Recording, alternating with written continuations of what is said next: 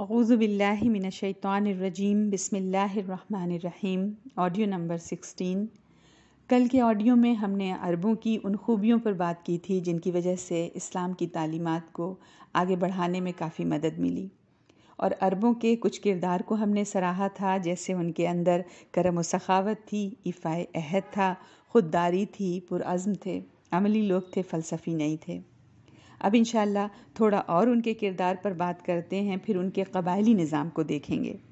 تو ایک اور جو ان کے کردار میں خوبی تھی جو عربوں میں نمایاں تھی، وہ تھی ان کی سادگی، تہذیب و تمدن، کلچر کی آلائشوں سے، اس کے پولیوشن سے، اس کے نیگیٹو امپیکٹ سے یہ بالکل پاک تھے۔ دوسرے، ان کی ذہنیت سازشی نہیں تھی، مکاری نہیں تھی زیادہ ان کے اندر، اور یہ بادشاہی نظام میں درباریوں کی ہو جایا کرتی ہیں، سازشیں کرنا، مکاریاں کرنا، سازشوں کے جال بچھانا، یہ نہیں کرتے تھے۔ اور دوسرے، رہن سہن میں بالکل تکلف نہیں تھا، بالکل سادہ ان کا رہنا سہنا تھا، لباس بہت سادہ، غذا بہت سادہ، گھروں کا اسٹائل بہت سادہ۔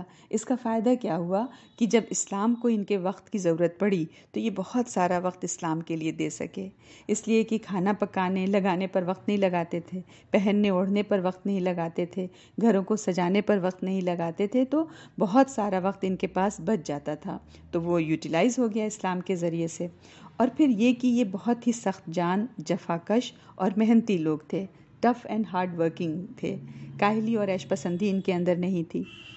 عام طور پر ریگستانی اور پہاڑی علاقے کے لوگ محنتی ہوتے ہیں، تو ان کا مزاج بھی محنتی تھا، اسی طرح کہ یہ ریگستانی علاقے کے تھے۔ مختصر یوں سمجھیں ہم کہ یہ بڑا اچھا را مٹیریل تھے، کندن تھے، لیکن خام تھے، کچے تھے۔ بس نبی اکرم صلی اللہ علیہ وسلم نے ان میں سے شرک کی برائی کو نکالا اور ان کی خوبیوں کو آپ صلی اللہ علیہ وسلم اعتدال میں لے کر آئے، تو یہ کندن جو تھا وہ چمک کر خالص ہو کر سونا ہو گیا۔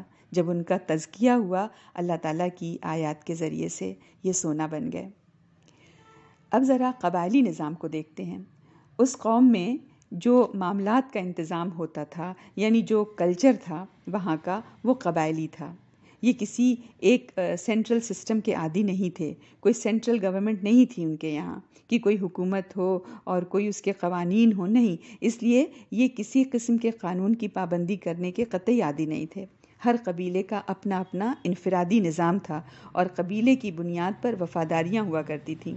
قبیلہ ہی ان کی پہچان ہوتا تھا، یوں سمجھیں ان کا جو ہے سوشل سیکیورٹی سسٹم قبیلہ تھا۔ باہر سے کوئی آتا تو ضروری ہوتا کہ وہ کسی قبیلے والے سے تعلق جوڑے پہلے اور ان کی پناہ لے، تو سارا نظام ان کا ایک طرح سے سمجھیں ان کی قبائلی عصبیت اور رشتہ داری پر چلتا تھا، اور قبیلہ پھر اپنے ہر فرد کی حمایت کرتا، چاہے وہ حق پر ہو یا غلطی پر ہو۔ اگر ہمارے قبیلے کا آدمی ہے تو اس کی سائیڈ لینی ہے اندھا دھن، آنکھیں بند کر کے، چاہے وہ ٹھیک کہتا ہے چاہے وہ غلط کہتا ہے، صحیح کر رہا ہے یا وہ غلط کر رہا ہے، کچھ کر رہا ہے، اگر میرے قبیلے کا ہے تو مجھے اس کی حمایت کرنی ہی کرنی ہے۔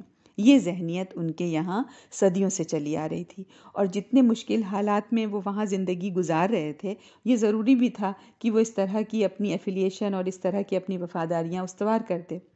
جیسے اسی دور کے ایک شاعر نے کہا ہے اپنی وفاداری جو قبیلے سے شو کری ہے اس نے اپنے شعر میں کہ وَمَا أَنَا إِلَّا مِنْ غَزِيَّةٍ إِنْ غَوَتْ غَوَيْتُ وَإِنْ تَرْشُدْ غَزِيَّةُ أَرْشُدْ، کہ میں کچھ نہیں مگر قبیلہ غزیہ کا ایک فرد ہوں، اگر وہ غلط راستے پر چلیں گے تو میں بھی غلط راستے پر چلوں گا، اور اگر وہ سیدھے راستے پر چلیں گے تو میں بھی سیدھے راستوں پر چلوں گا۔